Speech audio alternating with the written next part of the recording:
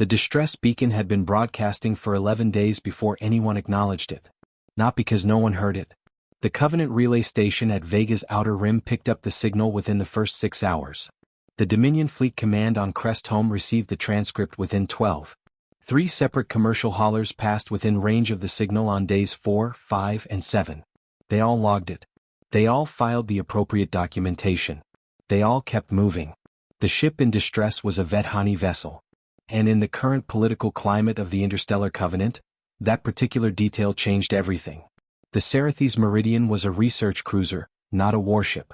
She carried 41 souls, 29 Vethani crew members, 8 research specialists of mixed species, 3 Covenant observers, and 1 individual who did not fit neatly into any category, a juvenile Vethani named Keth, who was 11 years old by Vethani counting, which translated to roughly 14 in the human calendar. He was on the ship because his mother, Chief Science Officer Velan Ross, had nowhere else to leave him when the mission launched unexpectedly from Porthos Station. Keth was not supposed to be here. That was the first thing he had thought when the engine room exploded. He was sitting in the auxiliary observation bubble, a small transparent dome that jutted from the ship's belly like a soap bubble made of glass, drawing in his journal when the sound came. It was not a dramatic sound. It was not a roar or a boom the way explosions sounded in the adventure serials he watched on his data pad. It was a low, wet thump like something heavy dropped into still water, and then the lights went amber and then the ship went very, very quiet. Keth pressed his face against the observation glass and looked out at the stars. They were the same stars they had always been. Indifferent. Burning with the patience of things that had never needed to hurry. "Mom?" he said into the intercom clipped to his collar. Static. Then his mother's voice, clipped and controlled in the way it only got when she was frightened. "Keth, stay where you are. Do not move. I will come to you." She did not come to him for 4 hours. When she did, her face was the color of pale river clay and her left forearm was wrapped in emergency seal foam that had already started to yellow at the edges. "How bad?" he asked. She sat beside him in the observation bubble and looked at the stars for a long moment before answering. That was a Vethani habit, the pause before the truth. His people believed that words spoken too quickly carried the speaker's fear inside them, and fear was contagious. "The primary motivator array is gone," she said. "The backup array was damaged in the same cascade.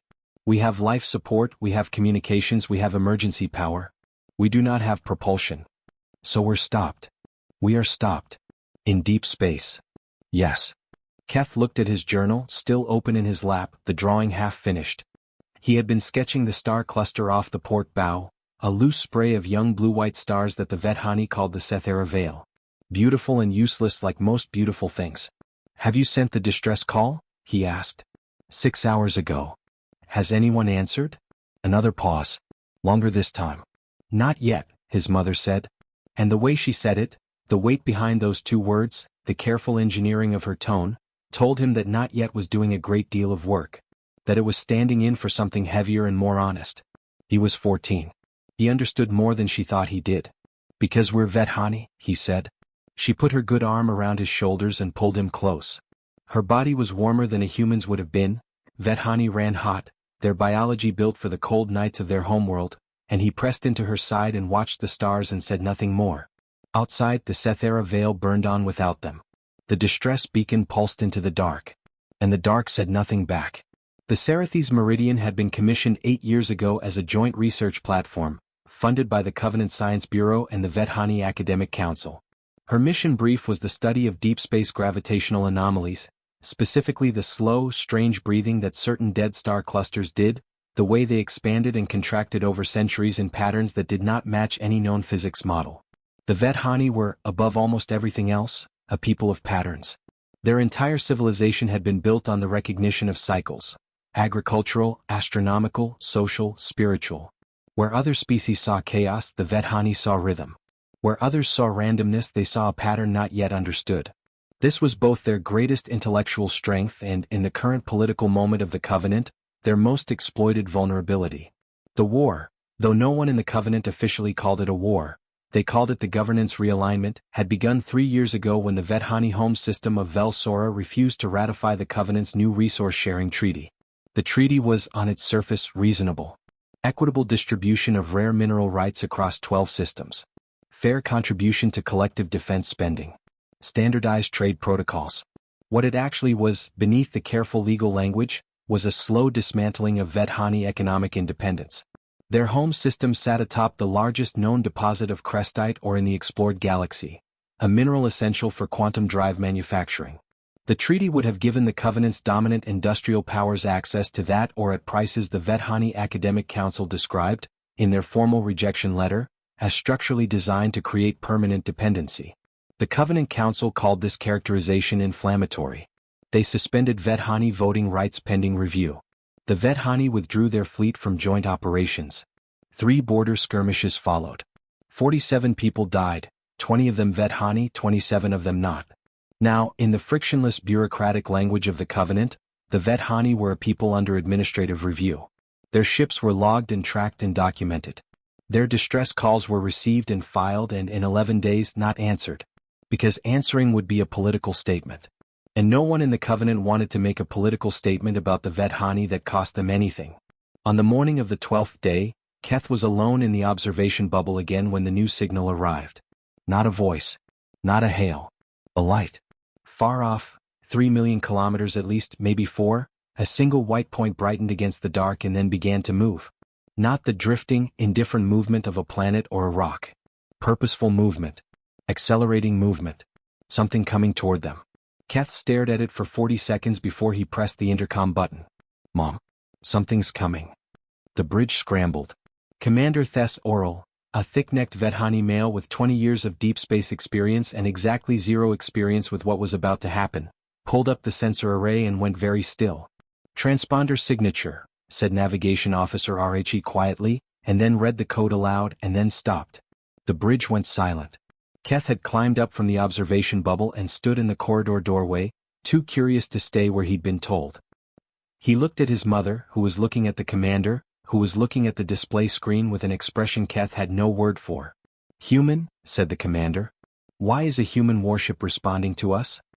His mother's eyes found Keth's across the bridge and for a moment, just a moment, something moved across her face that was not quite hope and not quite fear but lived somewhere in the narrow corridor between them. HFY HFY, she murmured very quietly to no one in particular. It was an old Vedhani phrase. It had no clean translation into Covenant standard. The closest approximation was something like, now everything changes from this point forward. She was right. She just did not yet know in how many directions. The human warship was called the UES Harrow. She was not a beautiful ship. She was not designed to be. She was a mid-class patrol cruiser, the kind of vessel that existed in the negative space between the glamorous capital ships and the small, nimble scouts. The Harrow was 240 meters of angular gray composite hull, functional and blunt, bristling with sensor arrays and point defense turrets the way a hedgehog bristles with spines. She had been in service for 11 years. She had been in 3 combat engagements, 12 search and rescue operations, and 1 incident that was listed in her official record as a navigational anomaly but which her crew described, in private, as the time Commander Reyes drove them through the interior of a gas giant to avoid a Dominion intercept. Her captain was Commander Isel Reyes, 43 years old. Brown skin, close-cut black hair going silver at the temples, eyes that her crew had, behind her back and affectionately, described as the color of deep water right before a storm rolls in. She had grown up in a coastal city in what used to be Mexico, and she still sometimes dreamed about the ocean when the ship's recycled air got stale enough. She was eating breakfast, real eggs, a luxury she permitted herself once a week, synthesized but close, when Lieutenant Davi Ocon brought her the distress report. Vedhani research cruiser, he said, setting the data pad beside her coffee. Stranded. 11 days. Motivator failure. Reyes read the report without picking up the pad. Then she picked up her coffee. Then she read it again. Who else has received this signal? She asked. Covenant Relay logged it on day 1. 3 commercial haulers passed within response range. Dominion Fleet Command has the full transcript. And no one has moved. No, Commander. She set down her coffee. Looked at the data pad. Looked at the wall. Looked back at the data pad. 41 souls, she said. Yes, Commander. One of them a juvenile. The roster lists a minor, yes. Reyes stood up. Left the eggs. She would not finish them, something that would pain her slightly later when she thought about it because she took waste seriously. But she was already thinking about propulsion mathematics and response vectors and the political paperwork that was going to land on her desk like a collapsed building the moment she diverted course. Plot and intercept course, she said, already moving toward the door. Maximum practical speed. Ocon hesitated. Just for a fraction of a second. But Reyes had spent 11 years learning to read the hesitations of her crew the way a sailor reads the sky. Lieutenant. The Vethani are under Covenant administrative review, Commander. Responding to their distress call without Covenant authorization could be. A human ship has received a valid distress signal from a vessel carrying 41 living people, Reyes said, and her voice was not raised and not angry and not theatrical. It was the voice of someone reading a fact aloud from a document. The Harrow will respond to that signal. That is not a political decision, Lieutenant. That is a maritime law decision. Get me a course. Ocon got her a course. The Harrow had a crew of 86. They were not a famous crew. They were not exceptional in the ways that got written about. No brilliant tactical geniuses, no decorated war heroes. What they were was competent and honest and, in the particular way of people who have spent years in close quarters in the void, genuinely concerned about one another. Chief Engineer Priya Vasquez was the one who ran the technical assessment before they reached the Meridian. She pulled the Vethani cruiser's specs from the Covenant database and spent 4 hours in her workspace with cold coffee and a spreading frown. Okay, she said finally to no one in particular. She went to find Commander Reyes. Reyes was on the bridge, watching the growing point of light that was the Meridian on the forward display. The motivator array, Vasquez said without preamble because Reyes preferred that. Vethani design uses a braided field architecture. 3 interlocking motivator coils that operate in sequence, like a relay race, not a single engine. 1 coil pushes, the second catches, the third stabilizes. They lose 1 coil, the other 2 are supposed to compensate. Supposed to, said Reyes. What apparently happened is that a microfracture in the primary coil caused a phase inversion. Instead of handing off cleanly, it sent a backwash of energy through the entire braid. Fried all 3 coils simultaneously. The backup array runs on the same architecture, so same vulnerability. Same result. The backup got hit by a smaller version of the same backwash. It's not completely fried, but it's not functional either. Vasquez paused. The design logic is actually elegant. Under normal operating conditions, the braided system is more efficient than our linear motivator design. Better power distribution, less mechanical wear. But it has this one catastrophic failure mode that... Can we fix it? Vasquez made a sound that was not quite a yes and not quite a no. Their technology isn't directly compatible with ours. We can't just pull a coil from the Harrow's engine room and plug it in. Different power frequencies, different field geometries, different... Can we fix it? Reyes said again. Vasquez looked at the forward display, where the Meridian was now large enough to see its shape. I have some ideas, she said. Good. They're not proven ideas. I've never asked you for proven ideas, Vasquez. I've asked you for working ones. The engineer almost smiled. I'll need to get inside their engine room. We'll be in docking range in 40 minutes. Then I'll get my tools. On the Meridian, Commander Oral was having a difficult time explaining the situation to his crew. Not the mechanical situation, they understood that. What he was struggling to explain was the political situation. Which was, in compressed form, a human warship was coming to help them, and this was not, in any political sense, simple. Humans were an odd case in Covenant politics. They had joined the Covenant 60 years ago, late by any standard, and had spent the subsequent decades being simultaneously underestimated and vaguely unsettling to the older member species. Not because they were dangerous, though several incidents had demonstrated that they could be, but because they were unpredictable in a specific way. Most species, when they entered the Covenant, gradually adapted to its operating logic. Its slow bureaucratic rhythms. Its careful political calculations. Its embedded assumption that the right move was almost always the cautious one. Humans kept doing things like this. Like responding to an 11-day-old distress call that no one else had answered. Like doing it without authorization. Like apparently not particularly caring about the political consequences. Commander Oral found this less comforting than he felt it should be. Science Officer Velan Ross found it more comforting than she felt she had the right to. You look like you've already decided to trust them, Oral said to her quietly, while they watched the Harrow decelerate on the sensor display. I haven't decided anything, she said. I'm waiting to see. Keth is with them now. Not an accusation. An observation. He's in the observation bubble. He's watching them approach. She paused. He named the ship before I told him what it was. He recognized the human hull design from his engineering books. Oral made a sound that might have been a laugh in different circumstances. "He's a good boy," Reyes said. "He is," his mother agreed. And then very quietly, HFY HFY. The docking took 22 minutes. Keth watched from the observation bubble as the Harrow moved alongside with a precision that made his heart do something complicated. A slow, aching appreciation for competence, for the way the human ship settled into position like it was breathing out. The maneuvering thrusters fired in small, controlled bursts, each one correcting a degree of drift, and the whole operation had the quality of a very careful conversation. Then the docking collar extended and the airlock cycled and everything changed. Commander Reyes came aboard the Meridian with 3 people. Her chief engineer Vasquez, a medical officer named Dr. Fenwick who moved like someone who had long ago made peace with emergency situations, and a young ensign named Torres who was there apparently to carry things. Reyes was taller than Keth had expected. He had seen humans before. Porthos Station had a substantial human population, but he had never been in a closed space with one and been struck by the simple physical reality of the species in the way he was now. She had a stillness about her. A conservation of motion that felt deliberate, like she had decided long ago only to move when movement was necessary. Commander Oral met them at the airlock with a formal Vethani greeting, right fist to left shoulder, a slight bow, which was the gesture that acknowledged someone as a person of significance whose intentions I have not yet assessed. It was a very honest gesture. Reyes, who apparently knew enough Vethani custom to recognize it, returned a slight nod that was the human equivalent. "I see you and I mean you no harm." Keth was not supposed to be there. He had been told, specifically, to stay in the crew quarters. He had followed this instruction to the letter by walking to the crew quarters and then immediately walking back out, reasoning that the instruction had been about getting there rather than staying. He stood in the corridor at the edge of his mother's line of sight, which meant she could see him if she looked and chose to ignore him, which she did. Reyes noticed him immediately.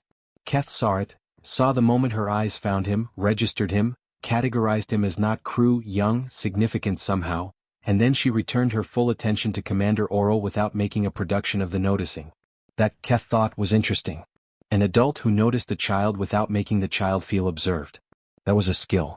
"Commander Reyes," Oral said in Covenant Standard. "The Cerethes Meridian acknowledges your response to our distress call. We are." He paused. The pause was almost invisible. "Grateful." The word clearly cost him something. Not because he was ungrateful, Keth could tell the commander was deeply relieved, but because the political architecture of the situation made gratitude feel like a vulnerability. Reyes did not perform graciousness. She did not spread it thick like something to be admired. She just said, 41 people stranded is 41 people stranded. Where's your engine room? Oral blinked. Then he led her there. Vasquez stood in front of the Vethani motivator array for a long time without speaking. The array was beautiful. That was the first thought, and it surprised her enough that she noted it consciously. I am looking at a broken engine and my first thought is that it's beautiful. The braided architecture was unlike anything in human engineering. 3 motivator coils wound around each other in a helical pattern, each one roughly the size of a cargo container, their surfaces inscribed with the flowing geometric script that the Vethani used for technical notation. Under normal operation, those inscriptions would have been lit from within, a soft blue gold. Now they were dark, and the helix sagged slightly where the phase backwash had damaged the housing. Vethani engineering was entirely analog in its fundamental logic. No digital control systems. No binary switching. Everything was achieved through continuous field manipulation, an architecture that was, as Vasquez had told Reyes, genuinely more elegant than human motivator design. But elegance came with brittleness. The braided system had no fallback mode, no degraded operation capacity. You either had full phase coherence or you had nothing. The Meridian's chief engineer, a Vethani male named OSS who had the careful, slightly defensive manner of someone watching a stranger examine something precious, stood beside her. The phase inverter housing is cracked, Vasquez said, not a question. Yes, OSS said. And the field coupler in the second coil is fused. The backwash went through the coupling like current through wet copper, yes. She crouched down and looked at the base of the helix. Can I touch this? Pause. Why? Because I'm trying to understand the field geometry and I think better with my hands. Another pause. Then OSS made a gesture of assent. Vasquez pressed her palm flat against the housing of the third coil, the stabilizer. It was cold.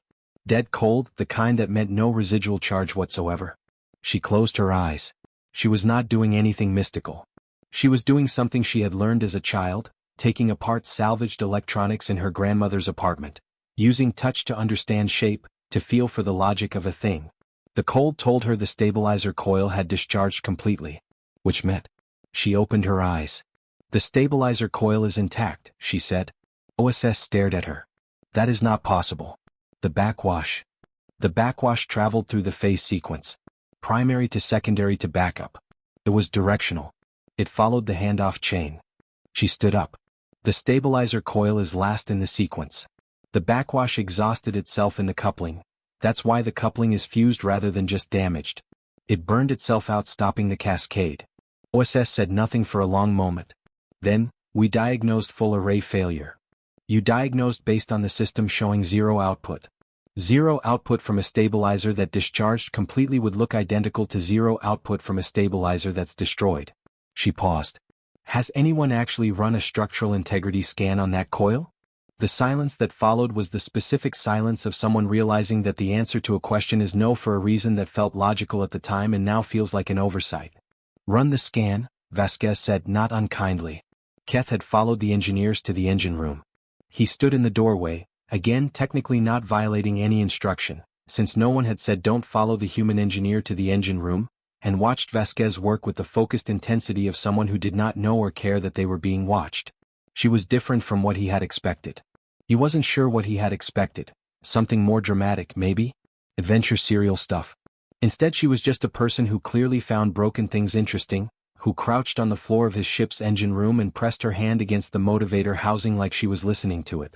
Ensign Torres materialized beside Keth in the doorway, also watching. Torres was young, probably the youngest person on the Harrow, Keth guessed, which made him somewhere in his early 20s. He had the kind of face that still showed what he was thinking, which Keth appreciated. Adults usually worked hard to hide that. She always does that, Torres said quietly, meaning the hand on housing thing. The chief. She touches everything.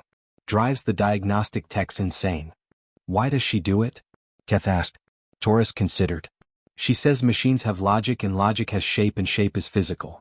She learned engineering from her abuela before she ever studied it formally. He paused. I don't fully understand it, but she fixes things so. Keth looked at Vasquez, who was now sketching something in her technical journal with quick, confident strokes. Why did you come? He asked Torres. The question came out before he'd fully formed it. Your ship. There are 11 days of other ships that didn't. Why did you come? Torres was quiet for a moment. Not uncomfortable, just actually thinking about it. Commander Reyes got the report, he said finally, and she went quiet for about 30 seconds, and then she stood up and left her eggs and went to the bridge. He looked at Keth. When the commander leaves her eggs, you know something matters. Keth did not fully understand this answer, but he felt like it was an honest one and that was enough. My name is Keth, he said. Marcus, said Torres. Ensign Marcus Torres. But just Marcus is fine. Just Keth is fine too, Keth said. Below them, Vasquez began to sing very quietly to herself while she sketched, something low and rhythmic in what Keth recognized as Spanish, though he didn't know the words. The engine room, dead and cold and broken, held the sound of it in its walls and gave it back slightly changed. Keth reached for his journal and began to draw. The scan confirmed it. The third coil was intact. This was, OSS admitted privately to himself, a significant oversight. Not catastrophic. The crew had been managing life support and communications and the very real anxiety of being stranded in deep space, but it was the kind of thing that, in a different context, would have been caught. The kind of thing that required a step back and a fresh perspective, neither of which were easily available when you were 11 days into a crisis. The good news, Vasquez said, spreading her sketches across the engineering console, is that you have a functional stabilizer coil. The bad news is that you still have a fused coupling and a cracked phase inverter housing, which means you can't use that coil to restart the array without solving those two problems first. Commander Oral, who had come down to the engine room, looked at the sketches. The phase inverter housing would need to be fabricated. We have no fabrication materials of the right spec. We have fabrication materials, Vasquez said. On the Harrow. But your housing spec and my fabrication spec are different enough that I can't manufacture a direct replacement. I can manufacture a bridge component. Something that interfaces between your housing architecture and a temporary stabilizer housing made from our materials. She paused. It's not a permanent repair. It would get you to the nearest port where you could have the proper housing manufactured. OSS was looking at her sketches. His expression was difficult to read, but Keth, who had stayed in the doorway and was now officially being allowed to stay there, which he took as validation of the entire strategy, thought the engineer looked like someone who was interested in spite of himself. This bridge component, OSS said. Your housing and our housing are non-conductive in different frequency bands. If you place them in contact, there will be a gap in the field continuity, yes. Which is why the bridge component isn't just a mechanical adapter. It's a frequency interpolator. It translates the field output from our housing geometry into something your coil can read. She tapped one of the sketches. This is the part I'm not sure about. The interpolation math works on paper, but I've never built one, and the margin of error is non-trivial, OSS said. Non-trivial, Vasquez agreed. The two engineers looked at each other. It was not quite the look of people who trusted each other. There wasn't enough history for that. It was the look of people who recognized in each other a particular kind of mind. The kind that was more interested in whether the solution was correct than in whether it reflected well on the person who thought of it. Show me the interpolation math, OSS said. Vasquez turned the sketch pad toward him. Reyes was on the Meridian's bridge in conversation with Commander Oral when the message from the Harrow came through. It was not a dramatic message. It was a standard Covenant administrative notification, transmitted on the official fleet channel, addressed to the UES Harrow and logged for all receiving stations. Lieutenant Ocone read it to her over the comm link in his careful, neutral voice. The UES Harrow's unauthorized response to the distress signal of Vethani vessel Sarathi's Meridian is noted and logged. Commander Reyes is reminded that the Vethani are currently under Covenant administrative review. Providing material assistance to a Vethani vessel without Covenant authorization may be interpreted as a political action in violation of the governance realignment framework. Commander Reyes is requested to file a full operational report upon return to port. Acknowledged, Reyes said. Continue the repair. Yes, Commander. She set down the comm link. Oral was watching her from across the bridge. The message was logged at Covenant Relay and transmitted station-wide, he said. It was not a question. The message had come through on the Meridian's bridge systems too. Every Covenant ship in this sector will have received it. Yes. They want a record that they objected. They want a record that they objected, Reyes agreed. And you don't care. She looked at him steadily. The Harrow responded to a valid distress signal. If the Covenant's political framework considers 41 people stranded in deep space to be a problem that needs bureaucratic authorization to address, she stopped.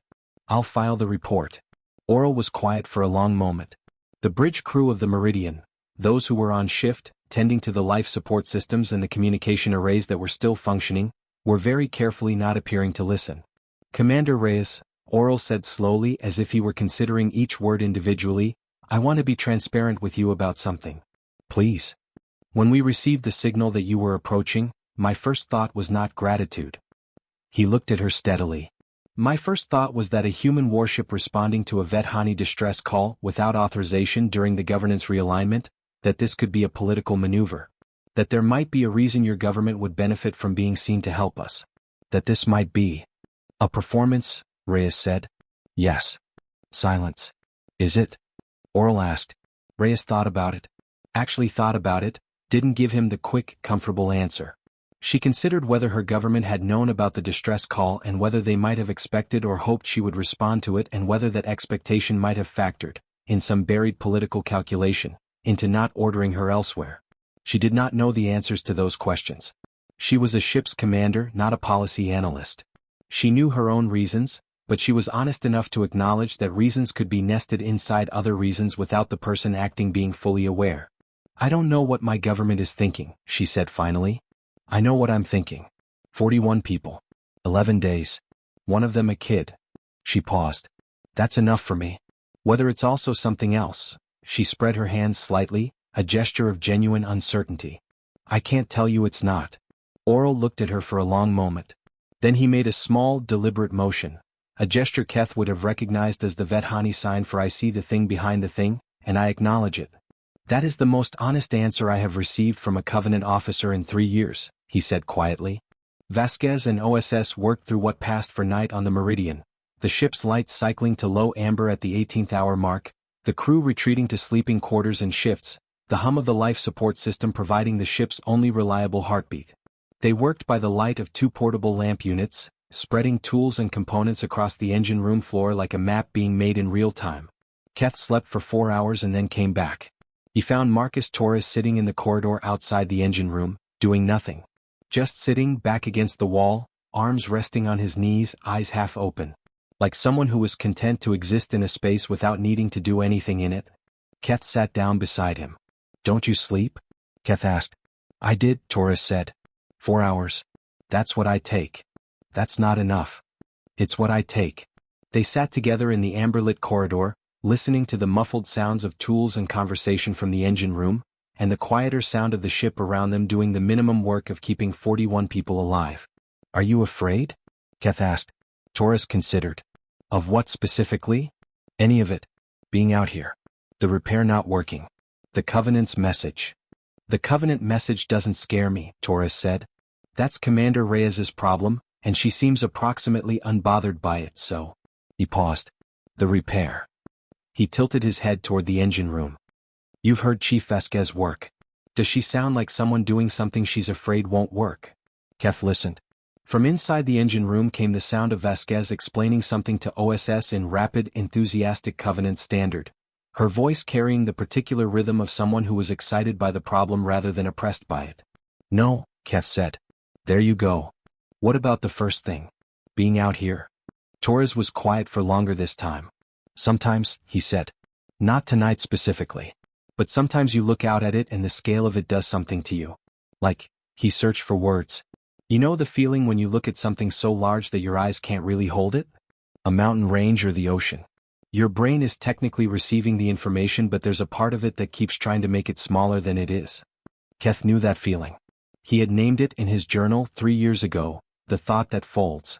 He didn't share the name. That felt too private. But he nodded. "Space does that to me sometimes," Torres said. "Not in a bad way. In the way that reminds you that the map is not the territory. That everything I know how to think about is actually very small and the real thing is..." He gestured vaguely at the hull, at the dark beyond it. "Yes," Keth said simply. They sat in silence for a while. Comfortable silence, the kind that doesn't require filling. Then Keth said, "Can I ask you something about the repair? The technical thing? I'm not an engineer." "I know. I want to ask you something non-technical." Torres looked at him curiously. "Okay. Chief Vasquez has ideas about how to fix our engine. She said the math works on paper but she's never built the component." "Ensign OS," he corrected himself. "Engineer OS, he's been working with her for hours. He clearly thinks she might be right. But it's a thing that's never been tried." He paused. "If the frequency interpolator doesn't work, if the field gap is too wide, it won't just fail. It could cause another backwash. Could destroy the third coil too." Torres nodded slowly, following. "So they're building something that might make everything worse," Keth said. "And they're choosing to do it anyway. And I want to understand why that isn't, why they don't seem afraid," Torres said. "They're not performing confidence. I can tell the difference. They're actually okay with the risk," Torres said. He thought about it. "I think Chief Vasquez doesn't experience risk the way risk is supposed to feel. Like, for most people, risk is the feeling of standing at the edge of a drop. You know what could happen. The knowing is the frightening part. And for her? For her, I think the risk is just part of the information. It's a parameter. It goes into the calculation along with everything else and the calculation either clears or it doesn't." He paused. "She told me once that the most dangerous engineer is the one who builds something they understand completely. Because if you only do what you understand, you never discover the limits of what's possible." Keth opened his journal. Wrote that down. Torres watched him write. "What do you draw in there?" he asked. "Everything," Keth said. "Stars, ships, people. Ideas I don't have words for yet. Show me one sometime." "Maybe," Keth said. Which meant yes. Inside the engine room, Vasquez and OSS had stopped arguing and started building. The argument, a productive one, the kind that sharpened rather than broke things, had lasted about 2 hours and had covered the frequency interpolation math from 6 different angles. OSS had found a genuine error in Vasquez's third-order calculation, which she had corrected without any visible ego involvement in having made it. Vasquez had found a structural assumption in the Vethani phase handoff protocol that OSS had treated as fixed and inviolable for 20 years of engineering work, and had asked him why it was fixed, and he had not been able to give her a satisfying answer, and the realization that his answer was because that is how it is done rather than because that is the only way it can work had opened something in him. Not immediately. It opened slowly, the way things open when they are being held shut by the weight of accumulated habit. If the handoff timing is adjustable, OSS said for the third time as if testing the idea by repeating it. The Vethani spec sheet says it's fixed. But a fixed handoff timing is a choice, not a physical law. Vasquez turned a component in her hands. If we can introduce a small timing variability at the coupling interface, just a fractional delay, we might be able to smooth the field gap without the interpolator needing to work perfectly. It would take pressure off the component. OSS stared at the coupling interface. That has never been done, he said. Has it been tried? Pause. I don't know, OSS said. And then, I genuinely don't know. Then we might be the first, Vasquez said, and the way she said it carried no pride, just a kind of plain, clear-eyed acknowledgement. As if being first was interesting but not more interesting than whether the thing would work. OSS picked up a calibration tool. Turned it in his hands the way Vasquez had turned the component. The gesture of a person engaging with a physical object as a way of thinking. My instructor at the Vethani Academy of Technical Sciences, he said slowly, told us that the greatest danger in engineering is the belief that a working system is a finished system. Smart instructor, Vasquez said. She was. He set the calibration tool against the coupling interface. I think I understand what you are trying to do. I want to show you where I think the risk is highest. Show me. He showed her. She looked and revised and showed him the revision. He found another issue. She incorporated it.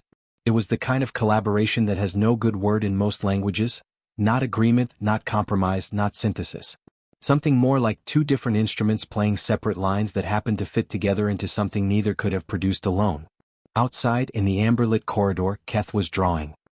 He drew Vasquez as he had seen her earlier, crouching with her hand flat against the motivator housing, eyes closed. He drew it carefully, taking time on the expression, the specific quality of attention she had brought to the broken thing. Not pity. Not frustration. Interest. The face of someone who found the thing in front of them genuinely worth understanding. He labeled the drawing in Vethani. The word he chose was karo, a Vethani term with no single English equivalent. It meant something like, to look at a broken thing with the intention of understanding it rather than fixing it, knowing that understanding must come first. His mother found him there at the third hour and did not send him to bed.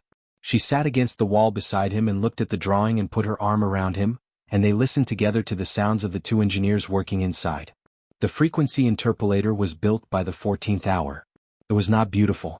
It was approximately the size of a briefcase, assembled from components drawn from both ships' stores, and it had the honest, functional ugliness of a thing made from whatever was available. Vasquez had sealed two joins with a carbon polymer bonding compound that she used for hull microfractures. OSS had incorporated three components cannibalized from a backup navigation relay. The whole assembly was held in a diagnostic cradle that Torres had fabricated from the Harrow's workshop using specifications Vasquez had dictated from memory, correcting herself twice. They ran diagnostics on it for 2 hours before touching the motivator array. The diagnostic results were promising with reservations. Field translation efficiency is at 83%, OSS said, reading the numbers. We need 92 for a full restart, Vasquez said. The timing variability modification in the coupling might make up part of the gap. Might. They looked at each other. If we initiate the restart and the efficiency is below critical threshold, OSS said, the third coil will receive a charge it cannot properly ground. It will. Discharge catastrophically, yes, Vasquez said. I know. You seem calm about this. I'm not calm. I've done my math 4 times and I can't find the error, but there might be one. She paused. I'm choosing to proceed anyway, which isn't the same as calm. Calm is when you're not afraid. I'm afraid. I'm proceeding. OSS looked at her for a long moment. He made the Vethani gesture his mother and Commander Oral had made, the one that meant I see the thing behind the thing and I acknowledge it. It was, Vasquez would note to herself later, the first explicitly Vethani gesture she had ever had directed at her, and it hit her somewhere unexpected. We proceed, OSS said. Commander Reyes had been awake for 22 hours and showed it only slightly, in the slight tightness around her eyes and the quality of stillness she carried, which had shifted from deliberate to preserved, like someone managing a diminishing resource. She was on the Meridian's bridge when Vasquez called in. We're ready to initiate the test restart, Vasquez said over the comm limited scope, We're going to try to bring the backup array online at 20% capacity. If the interpolator holds at that load, we scale up. If it doesn't hold, you'll know immediately, Reyes said. Immediately, yes. Either it works or it very clearly doesn't.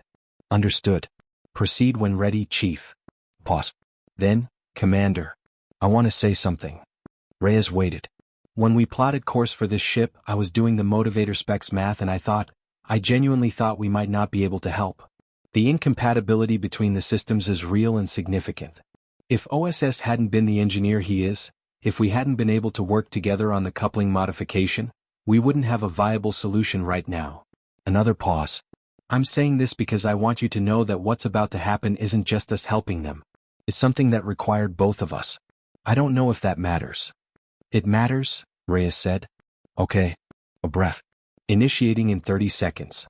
On the bridge of the Meridian, the crew who were present went very still. The kind of stillness that is the human, or Vethani or any embodied creature's, response to the moment before something decisive happens. The body knows before the mind admits. This is the hinge. Keth was standing in the doorway of the bridge. His mother was at her station, hands folded on the console in front of her because there was nothing for her to do right now and she needed something to do with her hands. Commander Oral stood at the center of the bridge, back straight, the posture of a captain who would face what came in a way that didn't burden his crew with his own fear. 20 seconds. The Sethera veil was still visible in the forward display, that loose spray of young blue-white stars that Keth had been drawing when the world changed. 10 seconds. Keth pressed his journal to his chest. The backup array came online with a sound like a bell. That was the only way to describe it, not the clang of machinery engaging, not the industrial grunt of power systems waking up, but a clear, resonant tone that moved through the Meridian's hull like a note through water. The Vethani braided architecture, when operating, did not sound like human engines sounded. It vibrated at a frequency that the hull itself turned into sound, and the sound was beautiful, was the word that occurred to 4 different people on the bridge simultaneously, not one of whom said it aloud. The diagnostic board went from amber to green. Not all of it, not yet. But the backup array indicators climbed, 12%, 18, 21, 22, stabilizing at 23. Field translation efficiency at 89%. OSS's voice came over the comm, and there was something in it, barely audible but present, that Keth recognized as the Vethani equivalent of joy. Not performed, not dramatic. Just a voice slightly larger than usual, a voice that had made room for something good. Timing variability modification is compensating correctly. The coupling is holding. Vasquez's voice followed, and she was not barely anything, she was laughing, a short and completely unguarded sound. 89. We needed 89. We got 89. On the bridge, one of the young Vethani navigation officers pressed both palms flat on her console and closed her eyes. The research specialist from the Covenant Observer team let out a breath that had clearly been held for a while. Commander Oral's shoulders moved.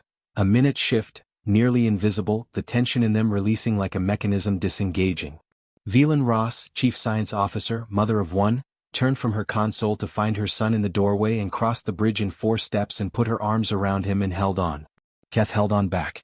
Over her shoulder, he could see the Sethera veil in the forward display, burning the same as always, patient and ancient and full of patterns he didn't yet understand. HFY he thought. Everything changes from this point forward. The full motivator restart took another 6 hours. Moving from 23% on the backup array to a full restart of the primary required careful sequencing.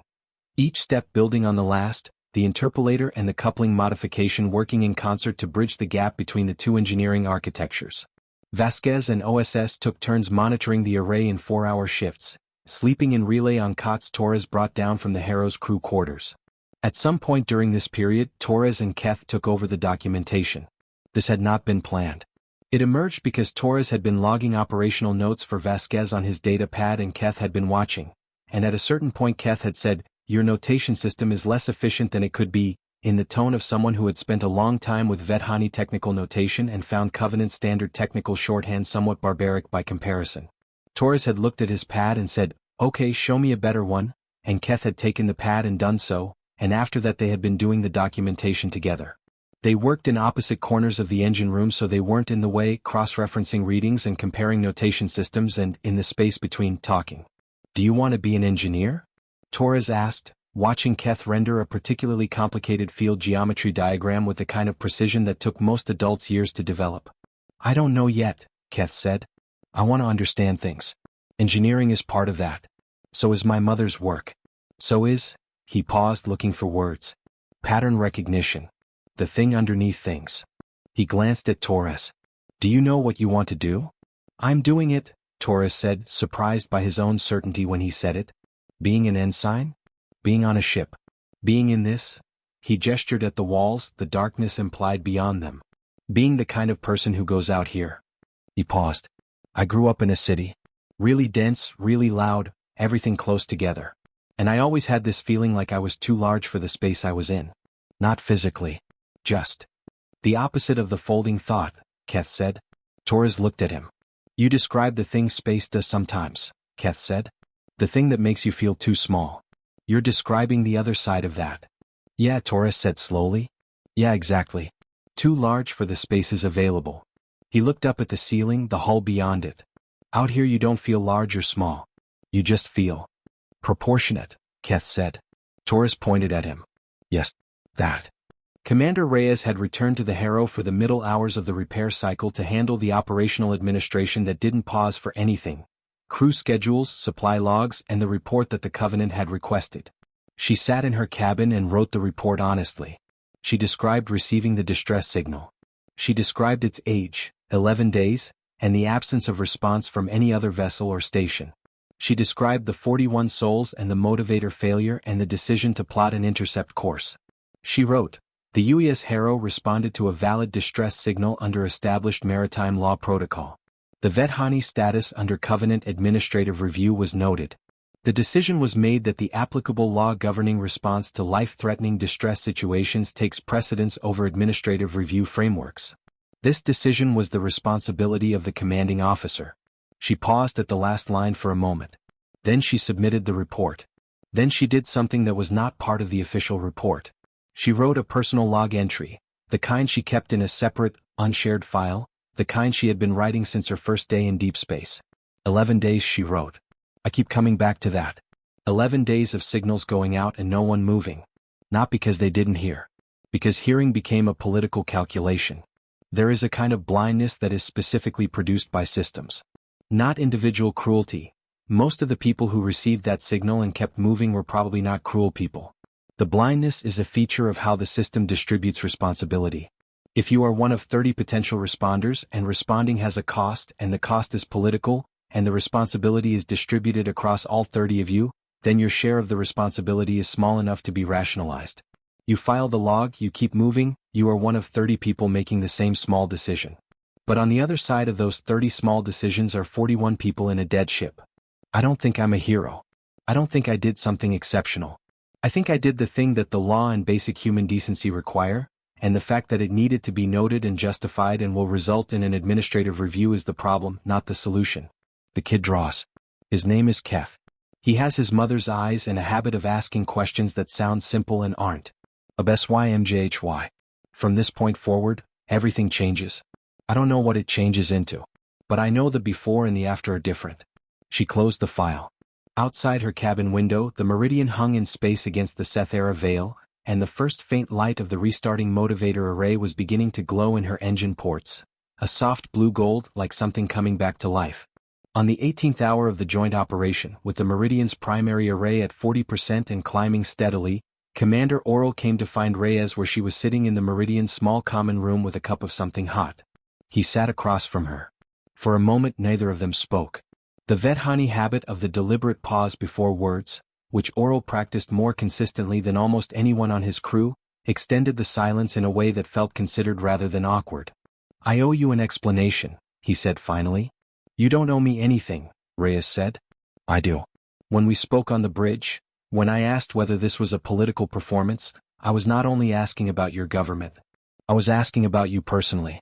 That was an accusation dressed as a question. He set his hands on the table. I have spent 3 years interacting with Covenant officers and officials and intermediaries, and almost all of them have been performing. Performing neutrality, performing fairness, performing concern. And I have become so accustomed to the performance that I have difficulty recognizing the real thing when it appears. Reyes looked at her cup. It's a reasonable adaptation to your situation. It is. And it is also corrosive. I look at Keth. He stopped. He is not adapted yet. He still approaches people with an openness that I have largely lost. Pause. He approached your engineer that way. And your ensign. And they responded to it honestly. They're good people, Reyes said. They are. And that is, right now, more than I can simply accept without thinking about it. Oral's voice carried something that Reyes had not heard in it before, a fatigue that was not physical. The particular exhaustion of someone who has been vigilant for too long. I am tired of everyone having an agenda. I am tired of assessing every interaction for its political valence. I am tired of the governance realignment and what it has made all of us into. Reyes was quiet for a long moment. I don't know how to fix that, she said. I don't know how to fix what the past 3 years have done to the relationship between the Covenant and your people. I can fix, she corrected herself. Vasquez can fix a motivator array. The political thing is beyond my rank and probably beyond my understanding. Yes, Oral said. But for what it's worth, she looked at him directly. For this specific situation, the 41 of you, the Harrow being here, there is no agenda. There is nothing complicated. Oral looked back at her. The Vethani habit of reading faces. They were gifted at it, having evolved in a social environment where subtle expression was a survival skill, gave him access to registers of expression that most humans didn't even know they were broadcasting. He read Reyes's face. No, he said slowly. I don't think there is. And the specific weight of his tone, the recalibration in it, the adjustment of a deeply held prior belief being revised not to its opposite but to something more accurate, made Reyes's chest do something she wasn't expecting. She picked up her cup and drank. Your son draws well, she said. Something changed in Oral's face. Softened in a way that made him look younger. He draws everything. He always has. Since he was small. His grandmother used to say that Keth arrived in the world with more questions than his mouth could handle, so his hands decided to answer some of them. Reyes smiled. It was a small smile not performed. You miss her, she said. The grandmother. She died 2 years ago. He said it simply. Before the governance realignment.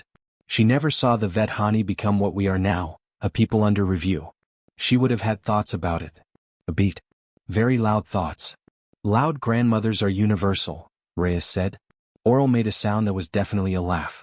Keth was in the observation bubble again when his mother came to find him. The stars were the same stars they had always been, but the Harrow was there now, beside them, its navigation lights making a slow, patient pattern in the dark. And the faint blue gold of the recovering motivator array was beginning to show in the engine ports below. How are you? His mother asked, settling beside him. I've been thinking about something, Keth said. Tell me. Commander Oral said that the Covenant ships received our signal and didn't come because we're Vethani. And that's a political reason, which is a real reason.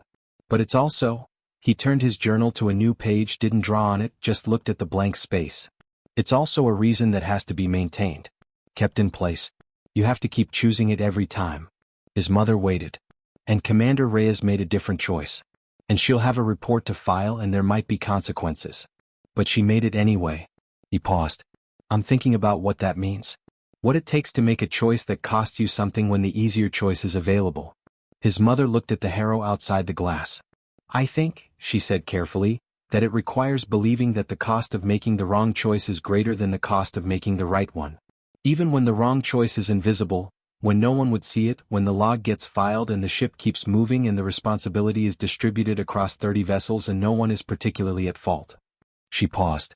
Commander Reyes has decided that she is not 30 vessels. She is one vessel. And the choice belongs entirely to her. Keth looked at the observation glass. At the Harrow. At the Seth-era veil behind it. Caro, he said quietly. What? He showed her the drawing he had made, Vasquez kneeling, hand on the motivator housing, eyes closed. I labeled it Caro, he said. But I think it means more than I thought it did when I wrote it. I thought it was about the engine. I think it's about everything. Looking at the broken thing with the intention of understanding it. Not fixing it. Understanding it first. He closed the journal. I think Commander Reyes did Caro with the distress call. Everyone else saw it as a political problem. She looked at it with the intention of understanding what it actually was. Velan Ross looked at her son for a long time. HFY HFY, she said softly. Everything changes, Keth agreed. The primary motivator array came fully online at hour 26.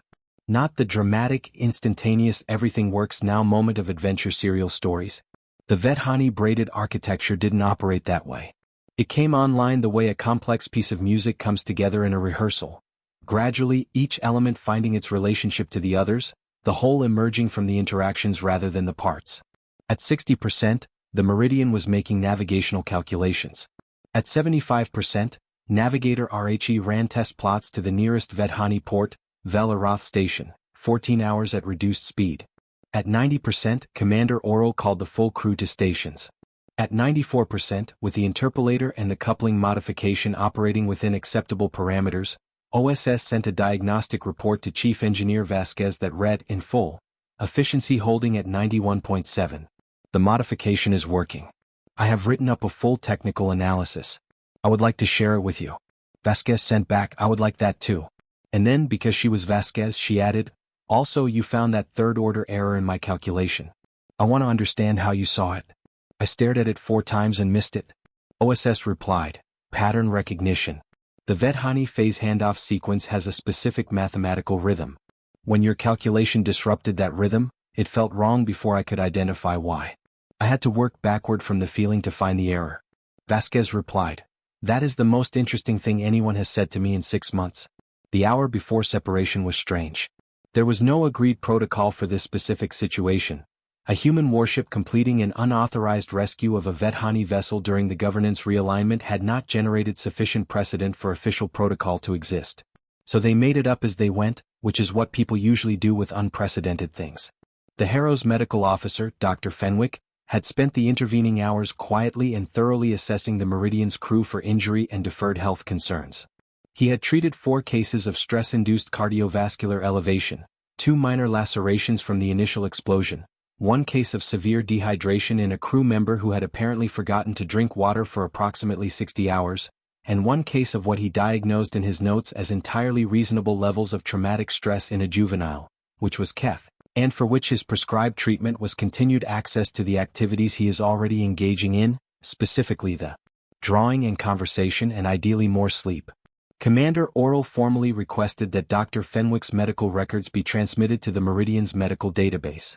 Fenwick agreed and spent an hour with the Vethani medical officer going through them, exchanging notes on the physiological differences that affected treatment protocols. The Vethani medical officer sent back 3 years of his own research on stress response in deep space crew environments. Fenwick said, this is very good work.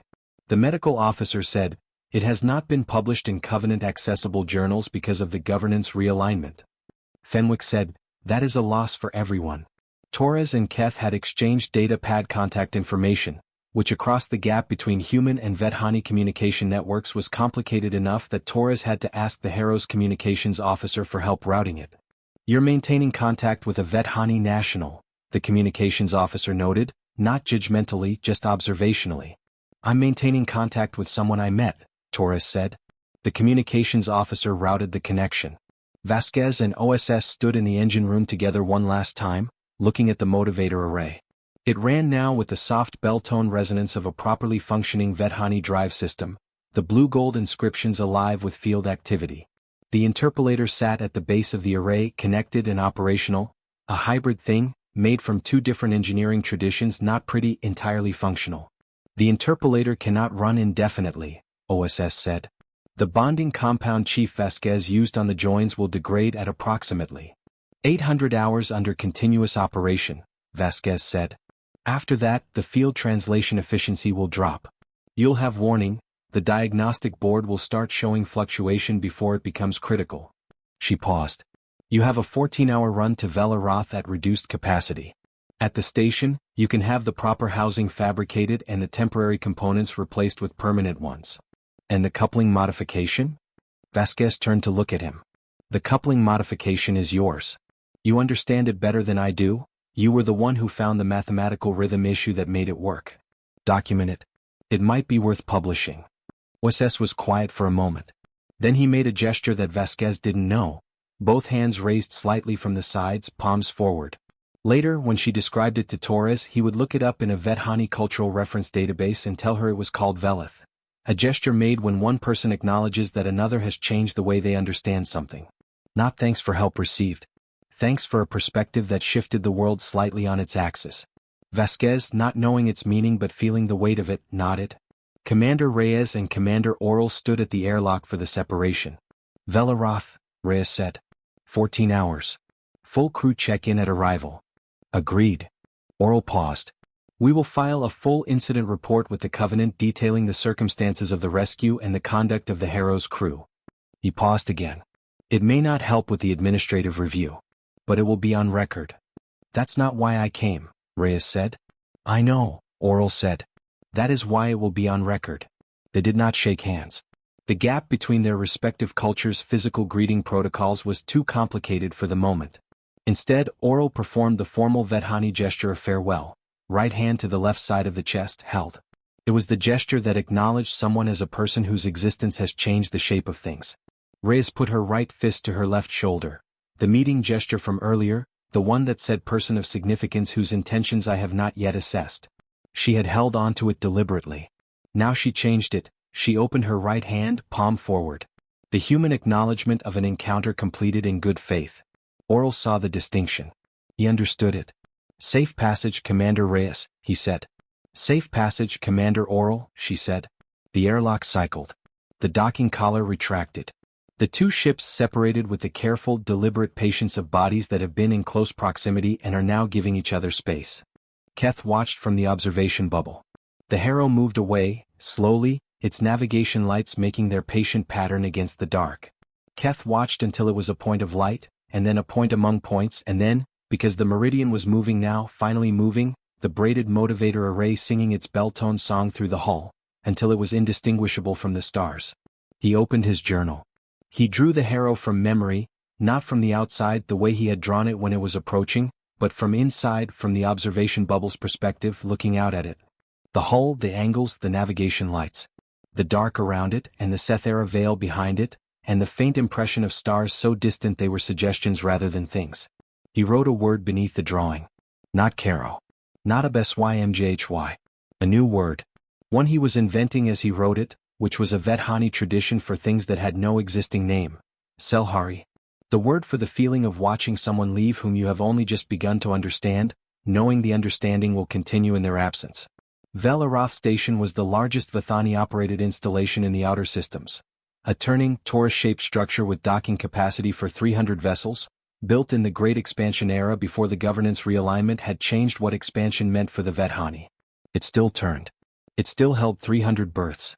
But in the current political climate, those berths were occupied at less than half capacity, because the Vethani trade network had contracted, because the Covenant's administrative review affected their commercial relationships, because uncertainty was bad for traffic.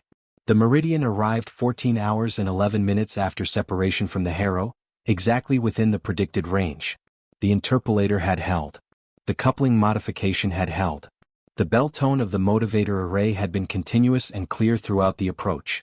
Keth stood on the observation deck, the full observation deck this time with its wide curved windows, not the small bubble, and watched the station grow in the dark. He had been to Velaroth before twice, but had not thought about it with this particular attention.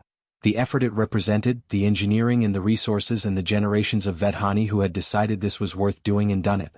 His mother came to stand beside him. Your father called, she said. He's been watching the news feeds. He knows what happened. She paused. He wants to speak with you. Keth nodded. He would speak to his father. He would tell him things that a news feed wouldn't show, the cold of the motivator housing under Vasquez's palm, the sound the bell tone made when the array came back, the specific quality of Torres's silence when he was thinking. Mom, he said. What happens now? With the Harrow? With Commander Reyes? There will be an administrative review as the Covenant's message indicated, his mother said. Commander Reyes will have to account for her decision. That will likely be unpleasant for her. Will there be consequences? I don't know. Probably minor ones by the standards of these things. Pause. But that is not what you're asking. He turned to look at her. She was still watching the station approach. What I'm asking, he said slowly, is what it means. For bigger things. Not just us, not just the 41 people on this ship. For the governance realignment. For what the Covenant thinks of us. Does it change anything? His mother was quiet for a long time. The station was large now, filling the lower third of the observation window, its lights intricate and patient against the dark. "I don't know," she said finally. "One ship. One decision. 41 people." She paused. "Caro maybe. Maybe what Commander Reyes did was Caro. Not a repair but an understanding. Not a solution but a new angle of view." She looked at him. "What changes from understanding is different from what changes from action. Slower. Less certain. But sometimes more real." Keth thought about this for the rest of the docking approach. He thought about it when the docking clamps engaged and the vibration moved through the hull and the bell tone faded to a quiet murmur. He thought about it when his father's face appeared on the communication screen and his father said his name in the voice of a person who had been very afraid and was now very relieved and was doing his best not to show either. He thought about it when he tried to sleep that night and found himself lying awake in the dark of his bunk, listening to the sounds of the station, so different from the ship's sounds, full of other people's movements and voices and the distant clank of machinery doing its work in the dark. Selhari. The understanding that would continue in the absence. He opened his journal in the dark and wrote without drawing. The thing about understanding is that it does not stop when the person leaves. You carry the new shape of things with you and you see through it even when you're somewhere else, even when the thing that changed the shape is gone. I understood something about Vasquez that I can use to understand OSS. I understood something about Reyes that I can use to understand the governance realignment. I understood something about Torres that I can use to understand what I want my life to be. None of them knew they were teaching me. That's the thing about Caro, you can't do it intentionally. It only works if the attention is real. He closed the journal and slept. On the UES Harrow, 14 hours back at standard cruise toward the Covenant reporting station, Commander Reyes was also awake. She was in the observation lounge, a small room at the ship's nose, barely large enough for 4 people, its walls mostly glass. She came here sometimes when she needed to think without the weight of the captain's chair. She thought about the report. About the administrative review. About the Covenant message and the 30 ships that hadn't come and the one that had. She thought about Oral's face when he had recalibrated, when the assessment behind his eyes had shifted. The specific quality of that shift, which was not warmth exactly but honesty. The closing of a small, bitter gap that had opened between what he expected and what was real. She thought about Keth in the engine room doorway, drawing Vasquez from life with the dedicated attention of someone building a record of the world. She pulled out her own notepad, paper, not electronic, the habit of an analog childhood, and wrote a line. What the system cannot see is the specific weight of a specific person. She looked at that for a while. Then she added, the system logged the signal. It measured response times and political risk and administrative implications. But it couldn't see Keth. Couldn't see Oral's exhaustion. Couldn't see OSS finding an error in math he'd never questioned before. Couldn't see the 2 engineers working in the amber light. The things that matter most do not aggregate well. They have to be seen up close. She put the notepad away. Looked at the stars. Somewhere in the direction of Velaroth Station, 41 people were sleeping. The bell tone of the motivator array was moving through the hull of the Meridian, faint now at low maintenance frequency but there. Present. Real. She turned off the light and sat in the dark with the stars and let herself be very small in the good way, the proportionate way, the way Torres had described, the way that was not frightening. The administrative review lasted 6 weeks. This was, by Covenant bureaucratic standards, swift. The governance realignment had generated enormous amounts of administrative work for the Covenant Council, and the political machinery was slow by design, built for deliberation rather than speed. But the Harrow incident, as it was formally titled in the proceedings, had attracted a degree of attention that made deliberation feel expensive. The attention came from an unexpected direction. OSS had submitted his technical report on the coupling modification to the Vethani Academic Council. The council, recognizing its significance, had published it in the Journal of Applied Vethani Engineering, which, under the governance realignment, was not distributed to Covenant academic databases. But the abstract was publicly accessible, and the abstract had been noted by a human aerospace engineering professor at the University of Jakarta, who had pulled the full paper through an academic exchange protocol that technically predated the realignment and had not been formally revoked.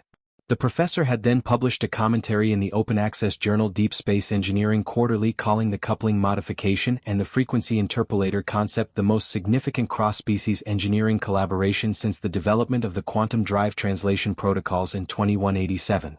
He had also called the fact that the paper was not in Covenant databases an example of the governance realignment harming everyone equally, including the parties who believe they are benefiting from it.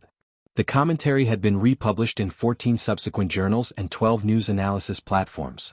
This had made the administrative review of Commander Reyes's decision politically complicated in ways the Covenant Council had not anticipated. Because the story was no longer human warship illegally assists Vedhani vessel. The story had become, in a significant portion of public discourse, unauthorized rescue produces engineering breakthrough that benefits everyone. Reyes had not planned this. Vasquez had not planned this. Neither of them knew about the journal article until Lieutenant Ocon brought Reyes a summary of the coverage with the expression of someone delivering news that was good in several ways and uncomfortable in several others. The Covenant Council is receiving public calls to recognize the rescue as legitimate rather than censuring it, Ocon said. I didn't do it to be recognized, Reyes said. I know, Commander. But it may affect the review outcome. How is Vasquez handling the attention? She submitted a formal correction to the Jakarta professor's commentary because he slightly overstated the engineering significance of the frequency interpolator. The correction itself has now also been published. Reyes pressed her fingers to her forehead briefly. Of course it has. She also sent a personal message to engineer OSS noting that the paper was excellent and the journal was correct to publish it. OSS replied at length. They appear to be conducting an ongoing technical correspondence. Good, Reyes said and meant it. The review concluded on a Tuesday. The formal decision was, the UES Harrow's response to distress signal RX-4471V is recognized as consistent with established maritime law protocol under Section 7, Paragraph 4 of the Covenant Deep Space Conduct Code, which supersedes administrative review frameworks in documented life-threatening emergencies. Commander Reyes's action was within her authority as commanding officer. No formal censure is issued. The Covenant Council notes the value of the engineering collaboration that emerged from the incident and recommends that the Governance Realignment Task Force review the impact of current restrictions on academic and technical exchange. The last sentence had been inserted, Reyes later learned, after 11 hours of negotiation among council members and in direct response to the public commentary. She read the decision and set it down. She thought about Oral, who had asked if the rescue was a performance. The council's recommendation, review the impact of current restrictions, was going to be used by someone, somewhere, as a performance. The story would be told in a way that made it useful, that extracted from it the parts that served various arguments. She couldn't control that. She could only control what she had actually done and why she had actually done it. She wrote a brief message to Oral, through official Covenant channels because that was the only available route.